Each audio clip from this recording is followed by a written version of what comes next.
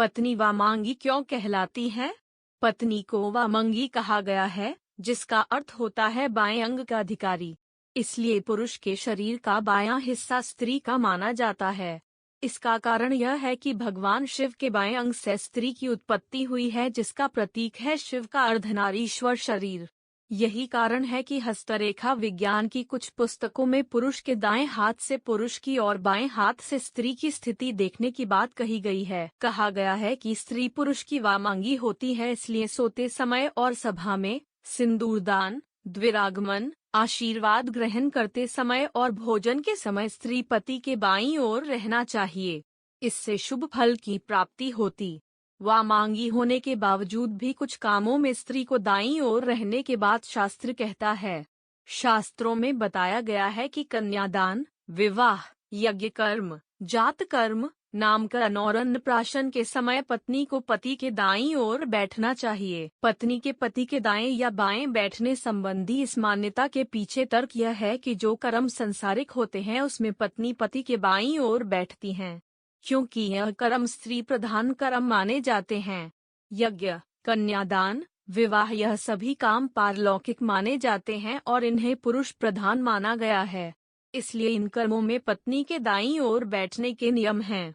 सनातन धर्म में पत्नी को पति की वामांगी कहा गया है, यानी कि पति के शरीर का बायां हिस्सा। इसके अलावा पत्नी को पति की अर्धांगिनी भी कहा जाता है, जिसका अर्थ है पत्नी पति के शरीर का आधा अंग होती है। दोनों शब्दों का सार एक ही है, जिसके अनुसार पत्नी के बिना पति अधूरा है। पत्नी ही पति के जीवन को पूरा करती है, उसे खुशहाली प्रदान करती है, उसके परिवार का ख्याल रखती है और उसे वह सभी सुख प्रदान करती है जिसके वह योग्य है। पति पत्नी का रिश्ता दुनिया भर में बेहद महत्वपूर्ण बताया गया है। हिंदू धर्म के प्रसिद्ध ग्रंथ महाभारत में भी पति पत्नी के महत्वपूर्ण रिश्ते के बारे में काफी कुछ कहा गया है। भीष्म पितामह ने कहा था कि पत्नी को सदैव प्रसन्न रखना चाहिए, क्योंकि उसी से वंश की वृद्धि होती है। वह घर की लक्ष्मी है और यदि लक्ष्मी प्रसन्न होगी तभी घर में खुशियां आएगी। इसके अलावा भी अनेक धार्मिक ग्रंथों में पत्नी के गुणों के बारे में विस्तार पूर्वक बताया गया है। आज हम आपको गरुड़ पुराण, जिसे लोक प्रचलित भाषा में गृहस्थों के कल्याण की पुराण भी कहा गया है, उसमें उल्लिखित पत्नी के कुछ गुणों की संक्षिप्त व्याख्या करेंगे। गरुड़ पुराण में पत्नी के जिन गुणों के बारे में बताया गया है, उसके अनुसार जिस व्यक्ति की पत्नी में ये गुण हों, उसे स्वयं को भाग्यशाली समझना चाहिए। कहते हैं पत्नी के सुख के मामले में देवराज इंद्र अति भाग्यशाली थे, इसलिए गरुड़ पुराण के तथ्य यही कहते हैं।